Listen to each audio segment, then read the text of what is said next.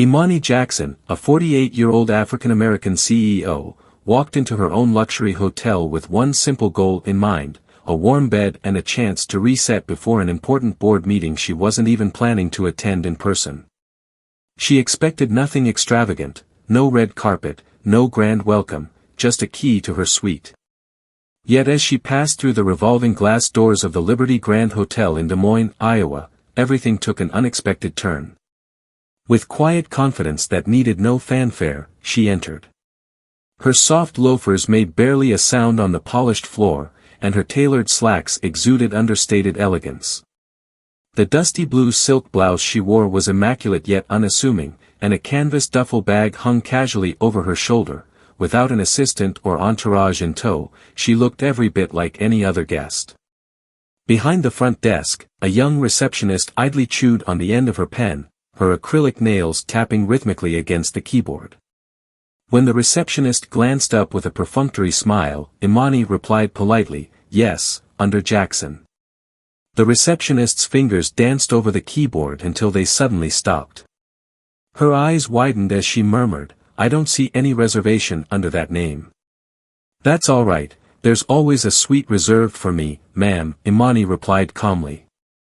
But the tone shifted when the receptionist continued, "We're actually at full capacity tonight, you need a confirmed booking, guests only." Although Imani's smile remained composed, the atmosphere in the lobby shifted. Glancing past the desk at the gleaming gold plaque that read, "Liberty Grand, a Jackson property," it was clear, her name was not just on a reservation. "My name isn't merely on a reservation, it's on this building. I'm a guest. In fact, I own this hotel," she stated quietly. The receptionist blinked, as though Imani had just declared herself the Queen of England. A skeptical smirk began to form. "You own the Liberty Grand?" the young woman asked. Imani nodded. The receptionist leaned toward the phone. "I'm going to have to call the manager." "Go ahead," Imani replied. Across the lobby, a couple in golf polos exchanged curious glances while a man sitting near the fireplace tilted his head slightly. Imani sensed the familiar shift, a hint of disbelief, as if someone were lying. Moments later, a lean man in a crooked tie carrying a clipboard emerged from a side door. His badge read, "Assistant Manager Marcus Turner." With forced cheer he asked, "Good evening, is there a problem with your reservation?" The receptionist, now a bit louder, added, "She claims to own the hotel." Marcus hesitated as Imani fixed him with an unwavering gaze. "I don't merely claim it, I am Imani Jackson. You'll find my name on every quarterly report and every executive board memo. I'm only here for one night, you should have a suite reserved under the owner's block." Marcus adjusted his glasses. Just give me one moment, please," he said, turning away to mutter into his walkie-talkie. Imani stood perfectly still, she neither fidgeted nor raised her voice, even as tension thickened the air. Soon, security arrived, not aggressively, but firmly enough to underscore the seriousness of the situation. One officer positioned himself near the elevators, while another stood beside the coffee bar. Though her gaze never wavered, inside Imani felt that familiar surge of resolve. That quiet fire burned within her, not simply because they failed to recognize her, but because they assumed she didn't belong. She could have produced her ID, emails, ownership documents, even photos from the ribbon cutting 6 years ago. Instead, she stepped back, pulled out her phone, and made one decisive call. It was all she needed, though she knew this was about much more than a room. It was about respect, about proving that authority isn't defined by appearances. The receptionist continued tapping away at her keyboard, as if expecting the screen to rewrite the facts. Marcus soon returned with a folder in hand, his demeanor betraying nervousness. When he saw Imani still standing there, calm and resolute, he shifted his tone. "Miss Jackson, I think there's been a mix-up." "We just need to verify," Imani interrupted softly, "You can verify all you want, but I'm not moving." Marcus glanced over at the unmoving security guard. The staff around them froze in a silent standoff, unsure whether to escalate or apologize. Imani's eyes drifted to the stairs, where three women whispered by a window and a young man with a half-open laptop pretended not to listen. Then she noticed the receptionist furtively checking her phone under the desk, scrolling and likely Googling her name, expecting nothing unusual. It was almost comical, if it weren't so painfully familiar. This scenario played out too often.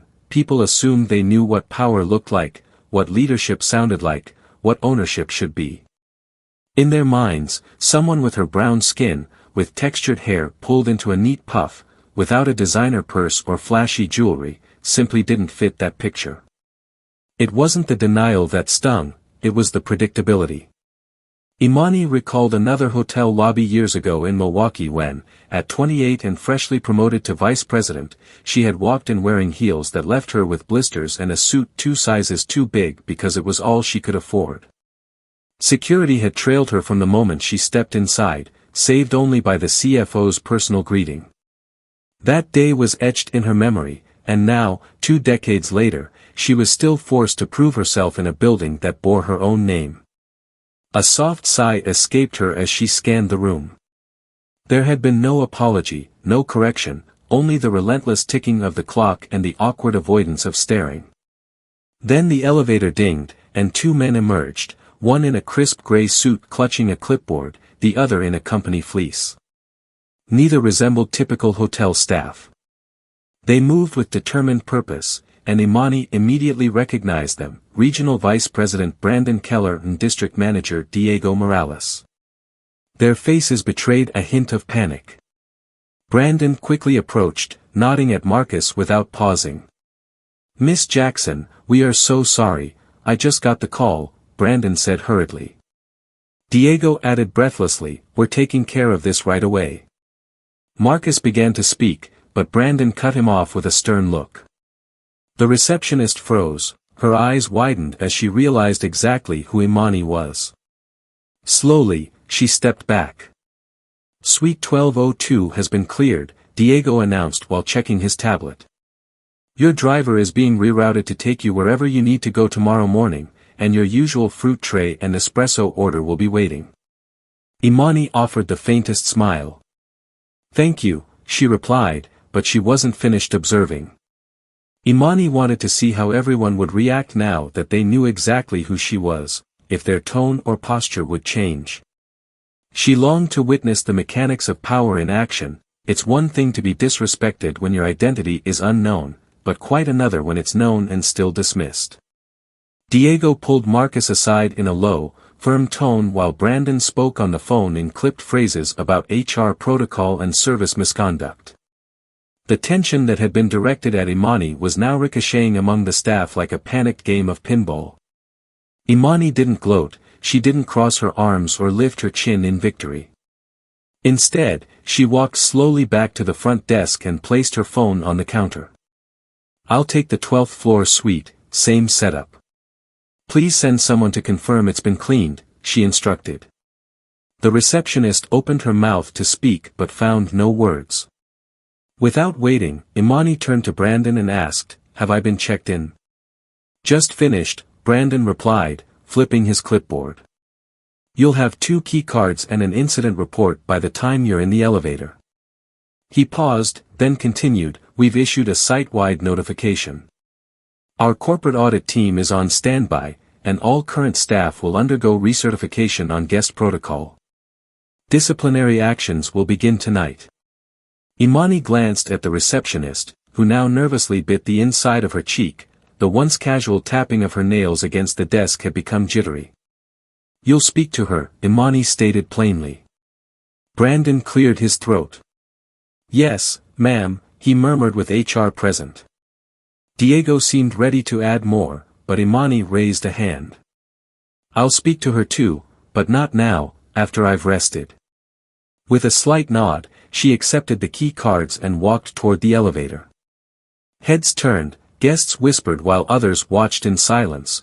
No one dared address her directly. As the elevator doors closed behind her, Marcus remained stiffly at the front desk.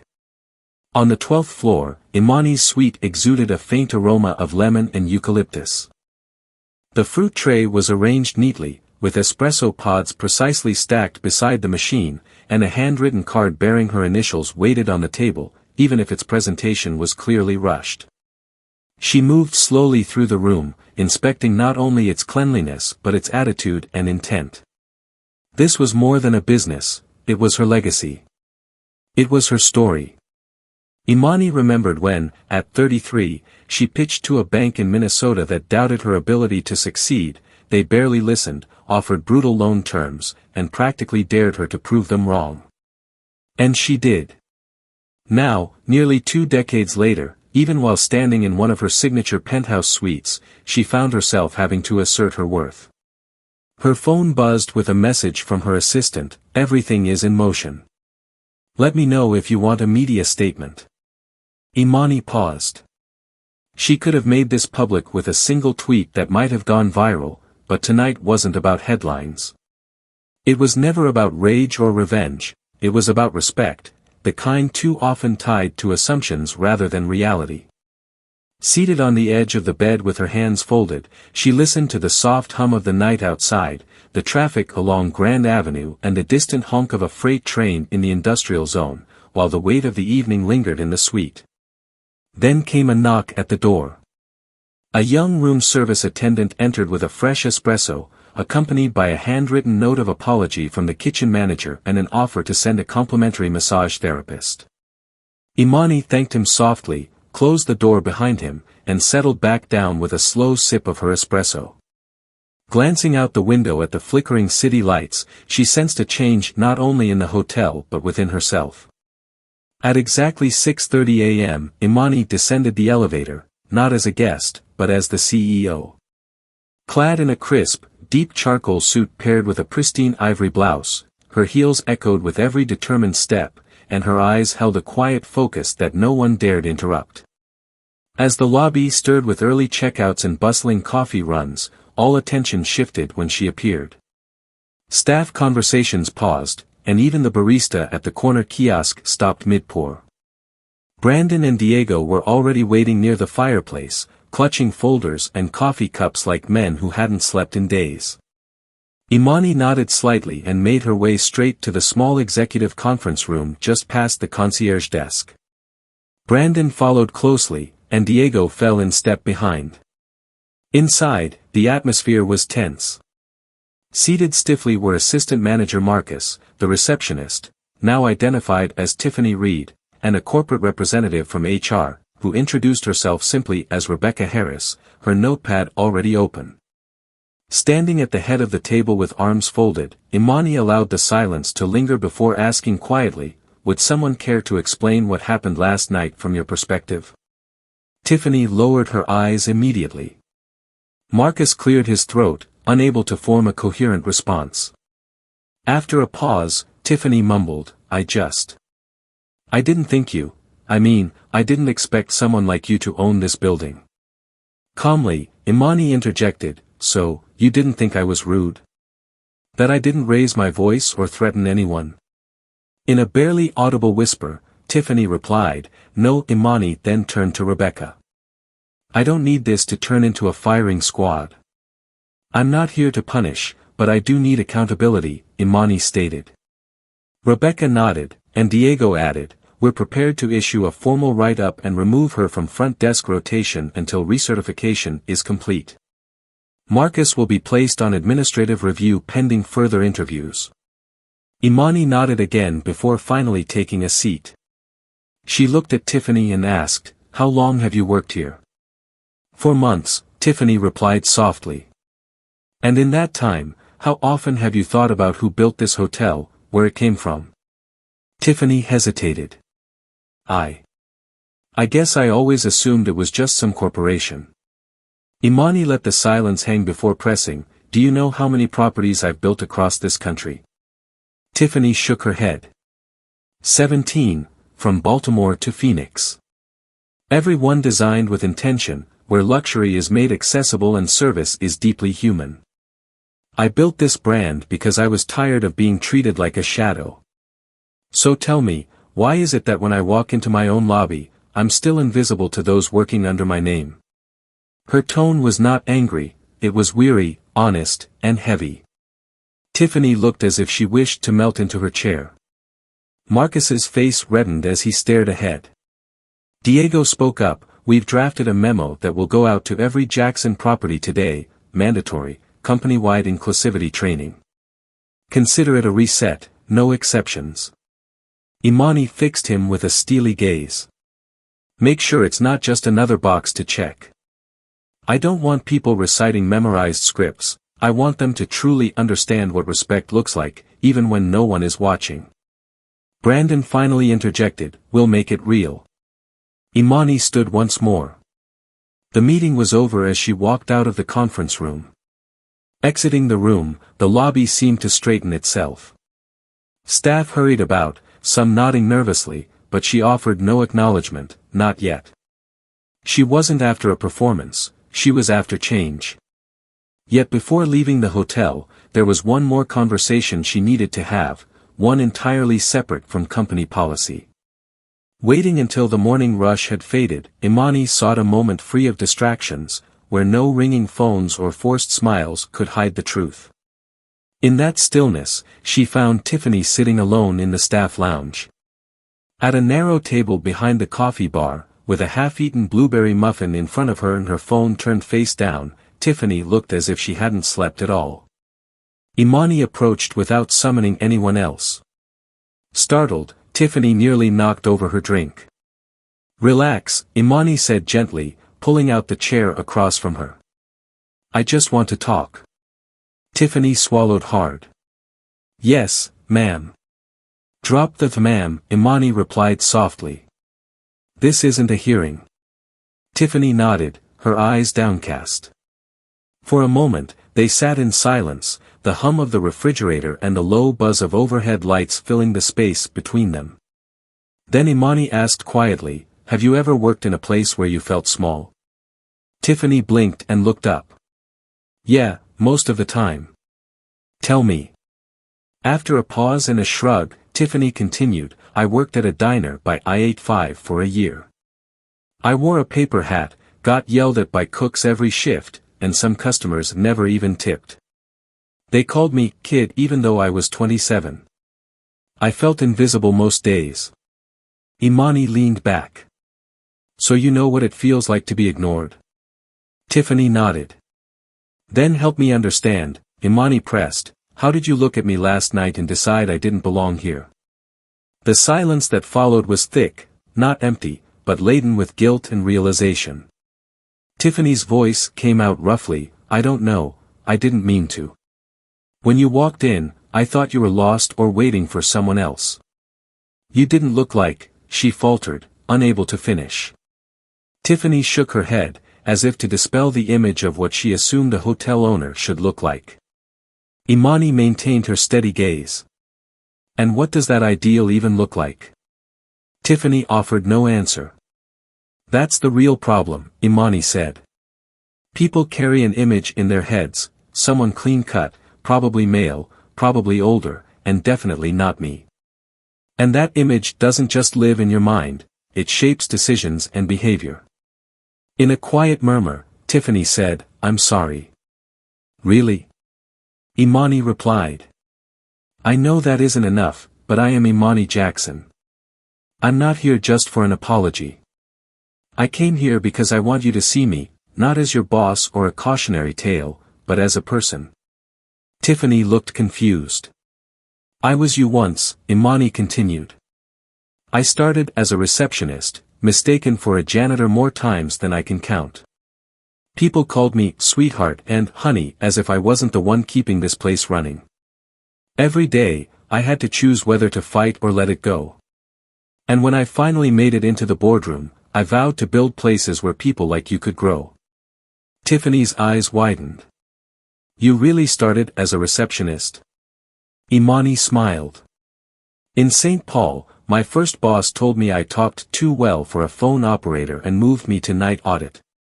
It shouldn't be that way, it should be normal." Rising to her feet, Imani continued, "I don't need you to be perfect, but I need you to be aware, every guest who walks through that door, whether young or old, dressed up or not, deserves dignity.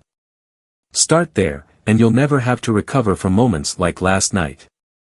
Tiffany managed a quiet, "Thank you for talking to me." "I mean that," and Imani nodded before leaving her alone. By mid-morning, the message had taken root. The Liberty Grand's surface buzzed with normalcy, guests wheeled bags across polished tiles, coffee cups clinked at the bar, and a small family inquired about nearby attractions. Yet behind the scenes, change was in progress. Brandon stood by the window, watching as the valet rotated cars in front of the main doors. Diego typed on his laptop, drafting an internal memo, while Rebecca reviewed new onboarding modules with steely focus. In the center of it all, Imani carefully examined a stack of evaluations and flagged personnel files. "I'm not here to punish," she declared aloud while scanning a report, "I'm here to prevent repetition." Diego looked up and said, "We're adjusting our interview process for front desk hires, not just for technical skills, but for empathy. We're adding pattern testing and bias evaluation." Imani tapped her pen on the desk. "Starting next quarter, I'll make unannounced visits at random properties, quietly, as I did here." Brandon raised an eyebrow. "You mean as a secret guest?" "Not secret, just anonymous, until I'm not," she corrected with a slight smile. Diego grinned. "That's going to make a lot of people nervous." "Good," she said. "Let them be. The real version of this job doesn't come with warnings." Then, slipping the papers into a folder, she added, "Have the new training go live by next Friday. Include story modules. I want our staff to read real experiences from actual guests, not just scripted lines. I want real words." Brandon nodded. "Consider it done." Imani left the office and strolled back into the lobby. She paused by the reception desk, where a new receptionist offered an immediate, respectful smile, a silent acknowledgement that she wasn't just another executive passing through. Nodding in return, Imani surveyed her surroundings. Everything appeared calm on the surface, yet she sensed small cracks in the old habits. True change, she believed, wasn't born from press releases or public apologies, but from quiet, consistent corrections until they took root. Later, she made her way to the elevator to gather her belongings. With her flight scheduled for late afternoon, there was ample time. On the 12th floor, she stepped out, her heels whispered against the carpet, and the hallway carried a faint aroma of fresh linens and lemon. Her suite door stood ajar, housekeeping had just finished. Everything was perfectly arranged, her bag neatly packed, her laptop resting on the desk with its charger wrapped, all secured and in order. Except for one thing, a folded note on the nightstand. Picking it up, she read, "Ms. Jackson, thank you for your grace. I'll do better." Signed by Tiffany, it was simple, no envelope, just lined notepad paper and careful handwriting, but it meant more than any pre-written apology ever could. Folding it neatly, Imani slipped the note into her purse. Downstairs, a car waited as she exited the lobby. The same doorman from the previous night opened the door with purpose. "Safe travels, Ms. Jackson. We hope to see you again soon," he said warmly. She smiled and replied, "You will," as the car pulled away from the curb, without a backward glance. She didn't need to. Imani had left something far more significant behind, a weight heavier than any luggage. She had shed the burden of being misjudged, the quiet ache of having to constantly prove her worth. In its place, she felt a newfound understanding, a growth that wasn't just for those around her, but for herself as well. There was one final message she wished to impart to anyone who'd ever had to stand in a room and prove they belonged: you don't have to shout to be heard, you just have to know who you are and walk like it every single time. Let them be uncomfortable, let them learn, let them wonder how they missed it, and when they finally see you, make sure they never forget. If this story resonated with you, share it. Let the truth, the power, and the spirit of those who refuse to be ignored echo far and wide.